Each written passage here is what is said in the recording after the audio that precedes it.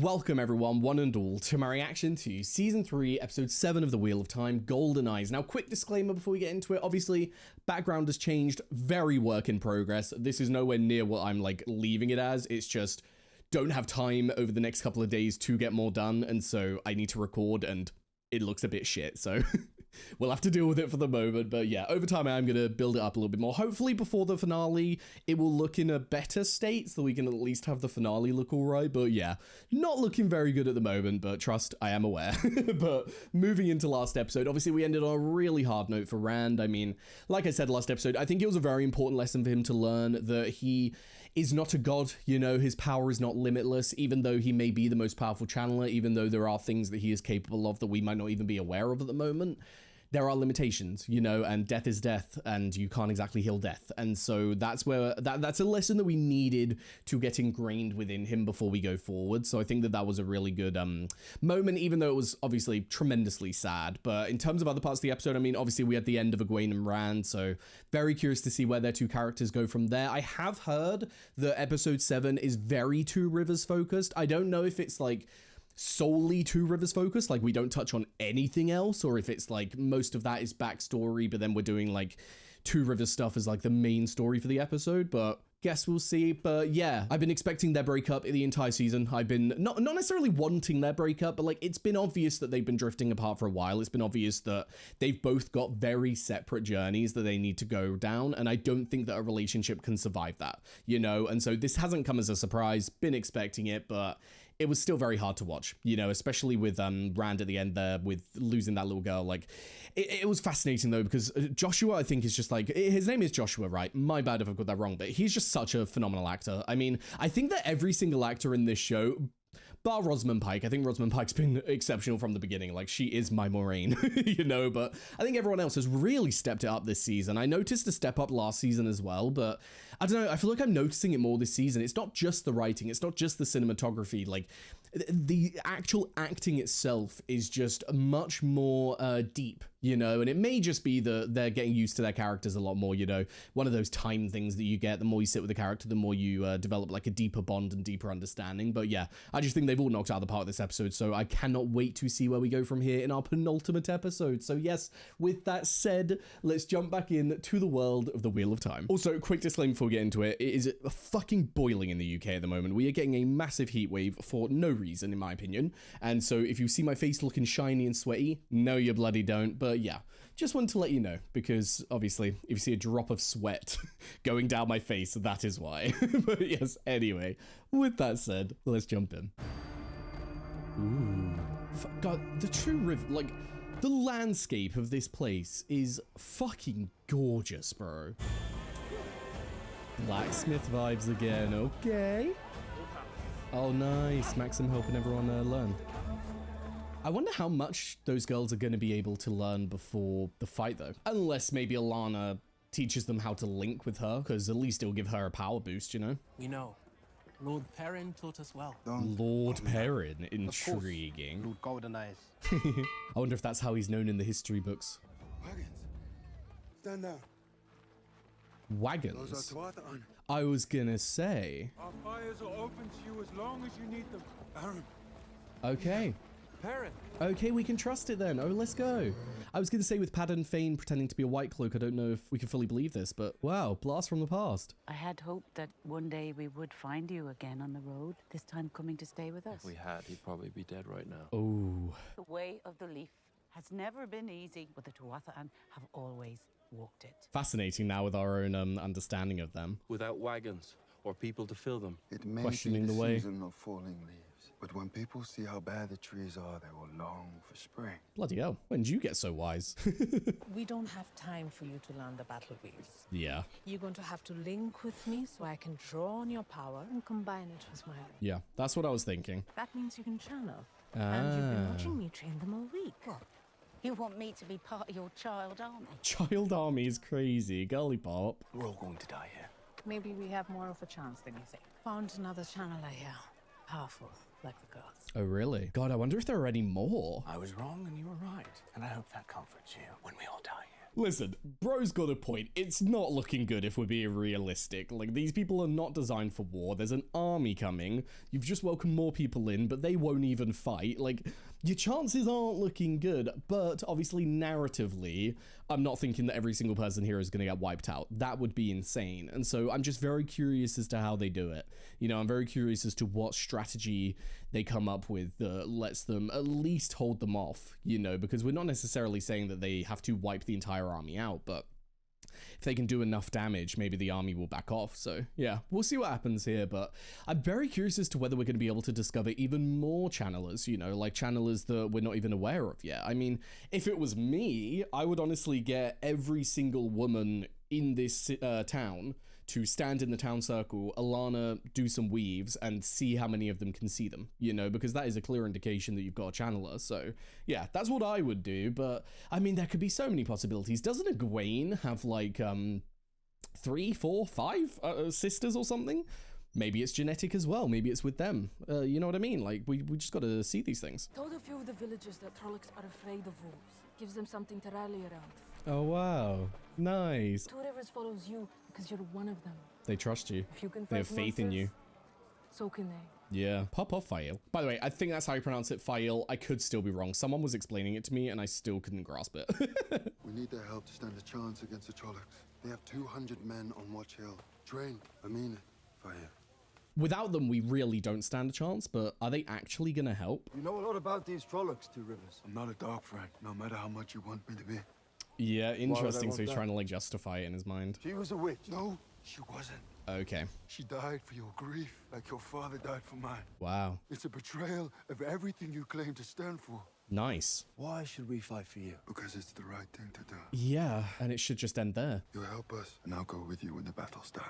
Perrin. To face your lad's justice. I assumed this was going to happen, but for fuck's sake. I won't waste my men's lives on an empty promise. If the Trollocs don't finish you, we will. It's so frustrating because the White Cloaks are like, they just get you so angry because we discussed this previously, but when you look at Dark Friends, when you look at these people who are like following the Dark One and all of that, it's like, okay, they're just inherently evil, you know, being tainted by evilness, you know, and so in a way you can write it off in the sense of like, oh, that's an understandable reason as to why they're pieces of shit. You know, it doesn't make them justified, makes them pieces of shit, but like, okay, understand why. But then you look at people like the White Cloaks and it's like, these are just human beings who have got like such a twisted way of living and such a twisted view of the world in their own minds that they have actually, in their own minds, been able to justify murdering other people for the light. Like, what the fuck is that? You know, it's way too real to real life humanity. You know, it's way too real to so many aspects of humans in the past, you know, and you could even attribute it to humans in the present, you know, like all of these moments in history where people have had this belief that what they are doing is justified, what they are doing is the right thing, only to be looked back on in history and realize, holy fucking shit, that was horrendous. That was awful. You know what I mean? And the White Cloaks just like embody all of that. And it makes them so frustrating to watch. It makes them so frustrating to watch go about things because trying to justify this as some kind of, we do what's best for the light, we fight for the light. And yet you're looking at this innocent village of people when you are the well-trained soldiers and you're not going to protect them. What kind of fucking light are you protecting them, bro? What kind of light are you fighting for if you're going to do that, if you're just going to let them die? You know what I mean? Like, it's actually insane. You can have your personal issues with Perrin and all of that, but don't condemn an entire village. But yeah, I know that it is complex. You know, it's not such a black and white easy issue, but I think the defense of innocent people should be a black and white issue. I think it should be one that, if you're going to be in an army, if you're going to be any kind of, if you're going to be in any kind of leadership position, you should already have it ingrained in you that any kind of personal issue is off the table when it comes to stuff like this. And so it's just very frustrating to watch all of this play out, you know? The White Cloaks just make me so angry. If this could be our last night together, I think I'll finally relent and play Maiden's Kiss. Oh shit. Bro's like, okay, might be my last day alive, let's go. Better bloody not be though, we're not killing off Loyal, right? This is so sweet. Through the bond, how much I'm enjoying it. You little wanker. I think it took the possibility of Alana dying last time to like get them both to actually see the truth of the matter. Yeah, that's what he used to do. Oh, bless. You and I are making something new.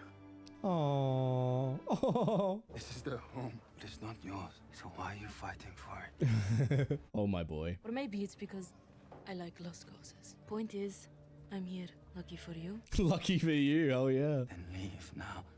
Why My you still boy. can. No. Please. Are you sending me away because you're scared that axe will end up in me? Same as your wife? Oh, shit. She's obviously doing this for a reason, but why? I choose to fight. Just like everyone here is. Just like your wife did. We deserve respect before battle and honor after it. I love this woman. Like, obviously, I haven't come across her in the books yet. And so to have this, like, such little time with the character, and for me to already be this bonded to her, actress, writing, all of it, they've sold me on her. But I also really enjoy her outlook. I really enjoy her outlook that you're seeing me as this, not necessarily weak thing, but you're seeing me as this vulnerable thing. You're seeing me as this thing that you're worried you will lose because you've already lost so much and you're facing the possibility of losing everything now. You know, your home being destroyed. You want to like hold on to one thing because you're scared for me, but like, don't give me that. You know, treat me with respect. Don't be wallowing in your depression as if it's already lost. Like, we can fucking fight. We can do this. And yeah, I just really think that she is paramount in this. I would be very curious to see an alternate reality where Seyfail didn't come here. I would be very curious to see how different whatever this battle is goes. You know what I mean? Why is he doing this? He's doing this for a reason. Almost like he's trying to prove a point, but I don't know what the point is. Interesting. By stopping the game, you saved my life. You've paid your toll. Oh. Risking his own life to save ours. Both of ours. Jihad's toll is paid, but now I owe you, toll builder. He's like, for fuck's sake. Can't try and out-Aiel and Aiel. Do we need to adjust our plans? 500 or 5,000 Trollocs are dark friends. They all bond the same. I agree, but it just depends as to whether they've got channelers with them, because that makes a massive difference. If the battle looks lost, will you take our children with you and flee? There is no leaf without the sea. We would be honored. That's wow. What a leader. Honestly, like, pop off, Perrin. What's going on with this guy, though? We're having a lot of focus on him being iffy. Is he just gonna go against the way of the leaf and join them? 3 more fighters won't make a difference tonight, but 1 book might. If we fall, damn. You can make sure we're remembered. Holy shit. And I swear, your name shall sing in the world's ears. Lord Perrin Goldeneyes. Lord Perrin Goldeneyes. No, they're calling you that, bro. The best leaders are always the ones who don't want the titles. They don't want the fame and glory, you know? We walk the footsteps of our fathers long ago. Oh, I love shit like this, bro. I just got goosebumps. We are gonna lose people, it's inevitable, but you fucking got this. I believe in you. Nice. Oh. Arrows are so scary, aren't they? Just like as a weapon. Because like at least with a sword you know what's coming for you, but an arrow, it can come out of nowhere. Oh, sending word to Alana? Link with me. Interesting. I wonder how they did it. I wonder what like feeling he sent. Whoa. Are we doing lightning? Seems like we're doing lightning. Oh, don't burn yourself out, Gully. Oh. In my opinion, that's better than lightning. You get so many more like actual projectiles. Oh, guys, I feel like the Trollocs are gonna get here. Tactical retreat. By Trollocs. That's what I'm saying. I don't believe that at all. Oh my god! Jesus! No, not the wisdom. Oh, I knew it was coming. Sorry to pause here. I know that we're like just getting into like a big fight, but oh my god, girly pop. That's so fucking sad, bro. She was obviously extremely powerful. I mean, my god, being able to create that big of a shield. Very reminiscent of season 2 finale Egwene shield, you know, against Ishamiel. But that was massive, though. Like, that was bloody stretched far. The fact that in a split second she made a decision like that, you know, like, you're not gonna be the one generating a shield like that and expecting to get out. You're not, so bless her heart. There's a true wisdom protecting the people, you know, but I am curious as to whether, because we heard a little bit of whooshing, are we getting at the idea of a Forsaken? Jesus Christ, that took ages to come back into my brain. I'm gonna blame the heat, because I'm sweating. But yeah, I wonder if a Forsaken is helping them, and that was that, I don't know what it's called in this universe, but teleportation, you know? But if there is a Forsaken here, surely the Forsaken would just wipe them out, you know? Surely you would just channel something like a massive nuke, like mini nuke level fireball that just blows up the entire place. So we'll see. Can the people of the Two Rivers manage that? Fuck yeah. Yes. Good job, Maxim.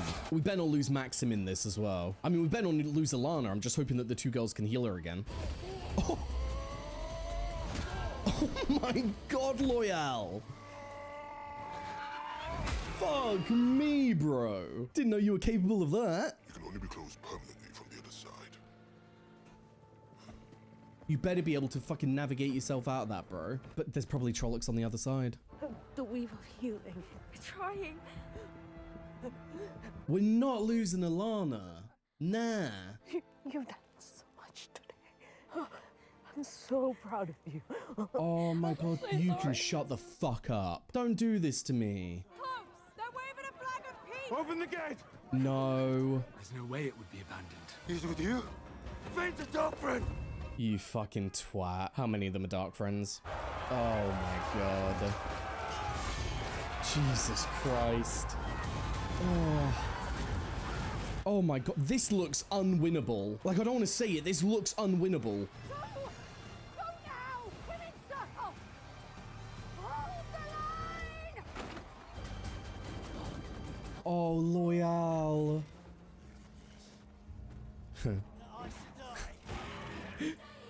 The way that they're just sat there. Oh, they've been through it. Shit. This has been one of my favorite parts of the season. Like, honestly, there is just something so special about, one, returning to the Two Rivers. I won't knock that. It's almost like nostalgia, you know, within the same show because we're going back to our very roots, but also just the vibe of like going to this small town, this quote unquote insignificant town on the map, something who even like the Queen of Andor, for example, all of Andor, people like forget that it's part of Andor. You know, people forget that it's part of the land. Even the people of the Two Rivers wouldn't really accept that they are part of the Kingdom of Andor. It's all stuff like that, you know, like this is just in a political sense, a very small, insignificant place. And yet going to places like this and seeing the small people, you know, like the little people in the grand scheme of things, fighting for their home, fighting for their lives, fighting against the Dark One. These are like such important stories to be including because it's all well and good following the big stuff. You know, it's all well and good following Rand, following this journey to get Kalendor, to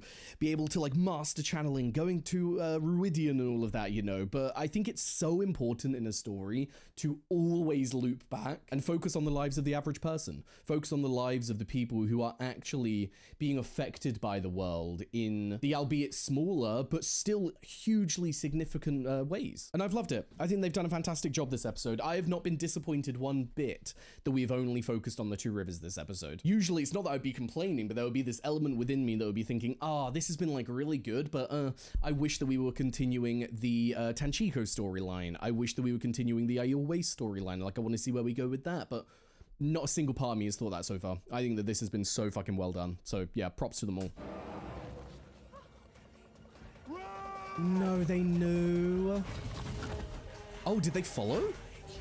Oh, they followed through. Wait, but if they followed through, what happened to the women's circle? Do you do it? Here we go.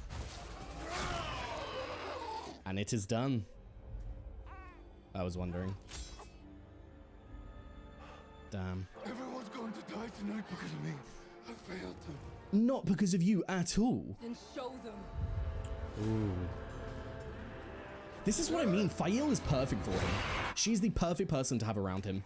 Are we going to be able to win? Kill the ones I missed. Kill the ones I miss. The way she smiled after. Like, no, you need to stop Oh, okay. Nice. Nice. Don't you fucking dare. Don't you fucking dare. But he... He can't see weaves though, right?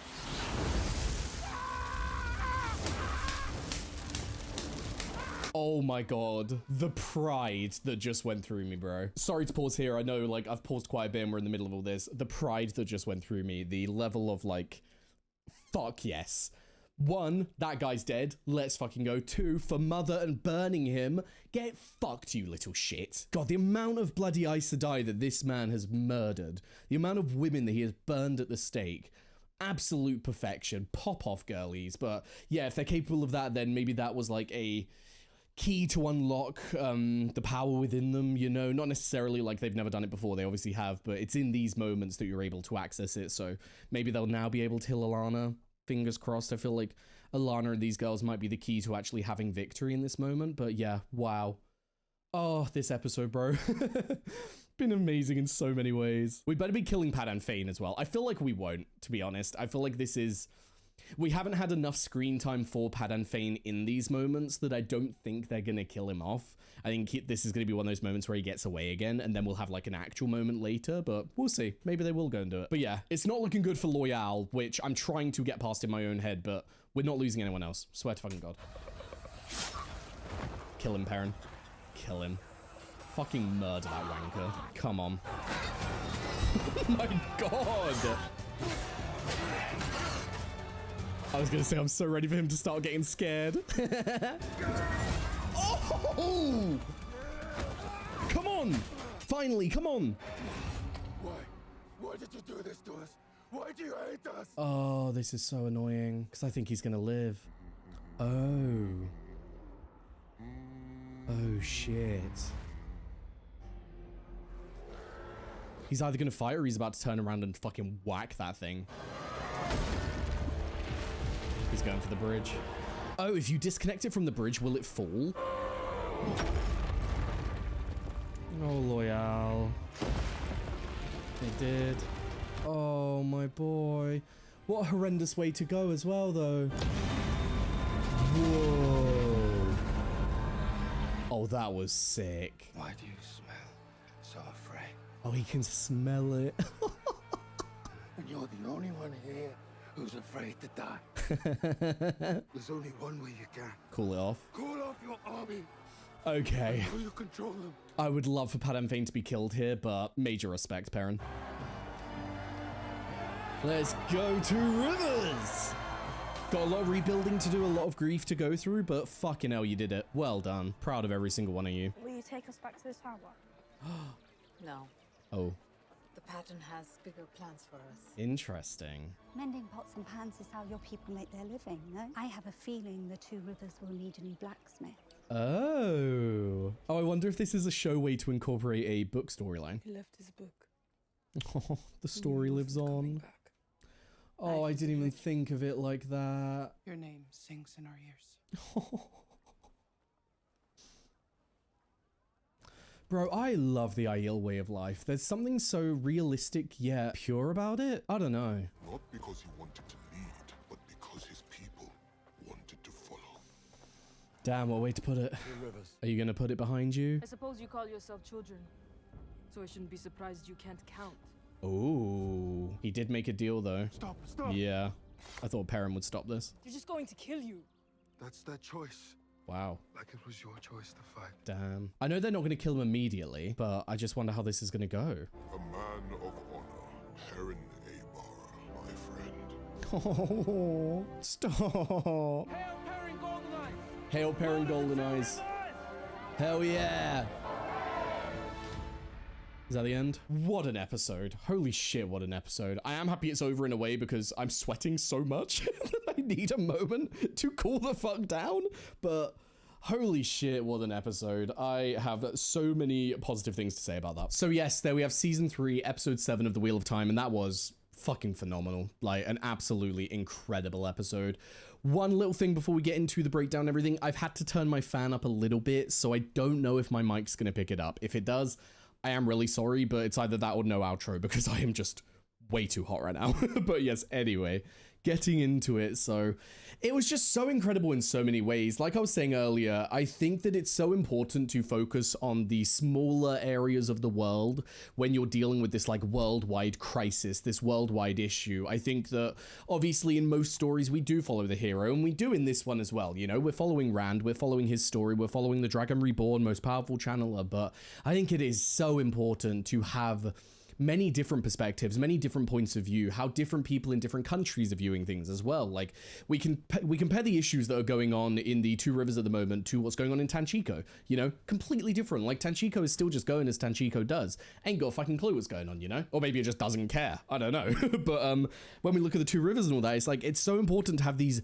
many different perspectives because it enriches a story when it's based in a fantasy world. I think you don't necessarily have to do it as much if you're doing something that is in the real world, if you're doing something that is realistic to real life, but when you are doing it in a completely different universe, completely different planet, completely different countries, you have to have a story that does this, a story that goes to multiple places and focuses on them, gives them the time that they deserve, because the story won't feel as rich without that. And I think that given that we've had to condense these books into 8-episode seasons of a show, I think they've done absolutely fantastic so far. I think obviously there is always going to be the criticism that the books are better. There's always going to be the criticism that there are certain aspects of the books that are not being able to be included. But from a show watcher perspective, from what I've seen, none of this has really felt rushed. None of this has really felt as though I felt as though they've got a mountain of a story that they're trying to fit in as much as they can, and thereby they're not spending the time that they need to on certain things. Like, we could have very easily just had the battle in the Two Rivers be 1/3 of the episode and still go to Tanchico, still go to the Aiel Waste and all of that. But the fact that even when dealing with like a mountain of story that they have to condense and everything, to still spend an entire episode on this, I think takes guts. I think it takes guts for them to be able to commit to this with the limited time that they have. But also I think it's just so important because, like I said, you've got to focus on the quote unquote little people of the world as well, or else this massive let's save the world problem doesn't really feel real, because you're not seeing the world they're saving. You know what I mean? But getting into other aspects, I mean, my God, there was so many parts that I loved. Getting to see the women's circle come together and actually protect people, you know, and fucking fight, I think is so important, you know? This idea of a women's circle and everything, I find in a lot of stories, you know, say of the past, they would have had these women just inside looking after the kids, or the women would have run away with the kids as well, you know? Actually having the women stay and fight, fucking incredible. Love that to begin with. Also getting to see Egwene's mum join in the fight. There's just something special about seeing a mother join in. I don't know what it is. I think it is because, like I was saying, a lot of the times in media of the past that wouldn't happen. There would be this like backwards ideal of like, oh yeah, but the women shouldn't fight, the women should just run away with the children. So the fact that we're at this like modern point in time where we can just like throw that into a story, love that. But also just like getting to see these individuals, getting to see the people of the Two Rivers all come together and do this, like all of the people that didn't know how to use a single weapon suddenly grasping these weapons and not running away, not fleeing. They may not be like amazing with it, they may not have all of the training necessary to be an amazing fighter, yet they still stood their ground and did it. That is fucking phenomenal. Like, we didn't see a single deserter, we didn't see a single person who got so scared and so afraid that they ran away. These people fought for their fucking lives, for their community, for each other, and it was just so special to see. It made me so much more attached to the people of the Two Rivers, and also to just like the everyday person in this world. I think an episode like this, like I said, just so fucking incredible and important. Personal growth of our characters as well. I mean, I'm so sad that Loyal went out, but getting an Ogier, and this specific Ogier, that, you know, like Loyal, the one who like is always writing in his books, the one who's always like telling a story, staying out of the action, to see him pick up that hammer and just fucking go to it and fucking ripping those guys apart, getting in there, sacrificing himself, and that death, what a horrible death. I mean, I don't know if I'm misremembering something, but I'm pretty sure in the books, I don't know if they said it in the show, I'm pretty sure it's this idea that no one really knows if there is a bottom. No one really knows if you do just fall forever. I'm pretty sure that is the concept in the books, is once you fall there, you're never going to hit the ground. You are constantly in a state of falling. And that's horrible. That's awful, you know? That's a death that I wouldn't wish on anyone, and let alone a character that we love. And so, yeah, it's just really hard seeing that, obviously. But getting to see him go out like that and not taking his book, you know, like cementing that he knew that this was potentially going to be his last moment. fucking incredible. But also the Aiel girlies, love both of them. I mean, they've been such side characters this season that I hadn't warmed to them completely. I didn't have anything against them, but they weren't like in comparison with someone like Alana or Maxim, you know, where like they are side characters, but they are also like so ingrained in the story that I love them. I think that this like fully sold those two Aiel girls, and the Aiel culture in general, I adore it. There's something so special about a culture who sees things for what they are in life, you know, like they don't hide from truths, the Aiel. They don't sugarcoat things. They don't make things seem nicer than they are, you know, like this idea of heaven and all of that, you know, this idea of going on to the afterlife and it's going to be sweet, it's going to be fine, all of that, you know, like their way of life is basically like life is a dream that we must all wake from, you know, who knows what goes on after. And just the way that they always see things, the way that they word things, you know, this idea of honoring someone, respecting someone for their death and their sacrifice and all of that, but moving on, you know, moving through life, honoring them in remembering them, honoring them in, like I said, respecting their actions, but they don't see it as this like hugely horrible, horrendous thing. And even though I think there is definitely a place in life for grief and everything, obviously, I think that that is such an incredible way of thinking about things. It must be a very healing, a very peaceful way of life in comparison to, say, our way of life, you know? Just one of those things, like the more we learn about the Aiel, the more I love them. But getting into other characters, I mean, Fail, bloody hell, incredible. I mean, Fail and Perrin are my MVPs of the episode. I think that they both excelled in different ways. I think that Perrin showed what an incredible leader he was, but also just what an incredible person he was, just in the way that he saw things. The strategies that he had in mind were like so based on protecting people and saving as many people as he could. But in those moments that he was questioning things, in those moments where he was struggling to see things clearly, Fail swooped in and said the most perfect things in the moment, you know, like she read Perrin like a book, understood the issues that he was struggling with in an instant, and also instantly had a way to help him through it, like instantly had a new perspective that would let Perrin go, wait, yeah, you're right, it's not this, it's this. Let's fucking go, you know, let's do this. And I just, like I said earlier, I would love to have seen how the fight would have gone if Fail just wasn't there. Like, say Fail, for some reason, never went to the Two Rivers. I would love to have seen how things went. Or even if she went to the Two Rivers and we got right to the point of them, like, going into it and then she's like, yeah, you know what? You're right, Perrin, I'll go. If that happened, what would have happened? Do you know what I mean? Like, I'm just so curious about things like this because I think that she made so much more impact than it even seems, you know? And also, she's a fucking incredible fighter. Found that with her and Perrin this episode. Like, watching those two go to town and fucking murder so many Trollocs in that, like, short space of time. Pop the fuck off. I was also not necessarily shocked. Well, shocked might be the right emotion. It surprised me how many Dark Friends were there. Not necessarily that there were that many Dark Friends to begin with, because obviously in an entire planet being influenced by the Dark One and everything, I'm not going to sit here and think that it's like 10 Dark Friends. You know what I mean? There's obviously going to be a massive amount of them, but I was surprised that they were so ready to go to the front lines. You know, I would think, when I think of like Dark Friends and all of that, I would think that they are the kind of like, not necessarily generals, but like they hold back and they send the Trollocs to the front lines. Like Trollocs are the cannon fodder, you know, but they were right up there, which I found a little bit surprising. But I suppose that's just more of a me thinking that it was one way when it's not, you know, me having it in my head that they are in a way more valued to the Dark One and all of that than the Trollocs. But no, they're all on the same boat. They're all ready to die for him and they will bloody go for it. But on an extremely positive note, we did also have the death of that White Cloak wanker. So that is a major plus for the episode. Obviously, I wouldn't have traded Loyal's life for the death of that man, but you know, losing Loyal painful. Seeing that guy die though, I feel like that healed like 90% of my Loyal pain because fuck you, you wanker.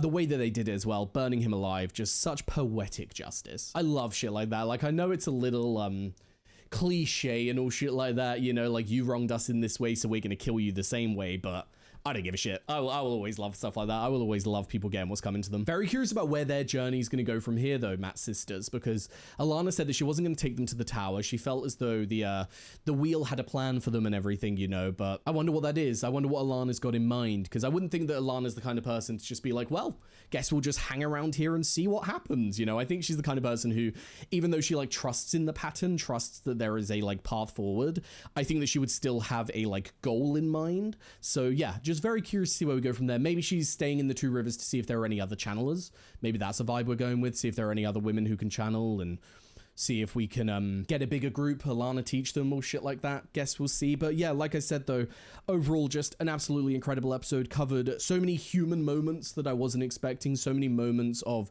seeing people come together and what it means to fight for your home. I had faith in them as a community, but I also did not think realistically that they were going to be able to make it out of this without, like, for instance, channeling. And yeah, even though that was helpful at a couple of points, you know, shield at one point and then the like icicles at another, in the grand scheme of things, the main thing that like made them win that fight was, one, Perrin's leadership, but two, them all just fucking coming together and protecting their home. And I love that we went down that route rather than, oh, look, 5 sisters just suddenly showed up out of nowhere and took them all out, you know? Like, I think that it was so special that it was the people who were fighting that. Like, even when the White Cloaks turned up, it's not like they had like a massive amount of people to join the fight, and they also brought in more people to fight against, you know? So I just think that it was really well done. I enjoyed every part of the episode. I don't think there was a single part where I disagreed with the direction of the writing or the storytelling or anything. I think they really lived up to the quality of the season. But yes, on that note though, that was a fantastic episode. Next time, obviously, we have the finale, which I'm like so sad about, but also like I'm so excited to get into the other things, you know? Like, I've loved this Two River stuff, but I'm so excited to get into the Tanchico stuff and whatever's going on in the Aiel Waste. I mean, mostly the Tanchico stuff, just because the Aiel Waste stuff has kind of hit a roadblock when it comes to development now. Not to say that they couldn't develop further next episode if we do focus on them again, but you know what I mean? Like, we've had that big lesson for Rand, we've had the breakup between him and Egwene, and yeah, we can have some more like life lessons next episode and everything, but in the grand scheme of things, like, the main problem of the moment is the collar and the bracelets. So very excited for the Tanchico storyline specifically, but yeah, I just cannot wait to see what they do with the finale. But with that said, thank you very much for watching. I've left a link down below to my Patreon, where you'll be able to find the early and uncut reactions to the Wheel of Time and all the other shows that I do. Also left a link to my Twitch, my Discord, and my socials, so be sure to follow them if you're interested. And yes, thank you very much for watching, and I hope to see you next time. Bye bye.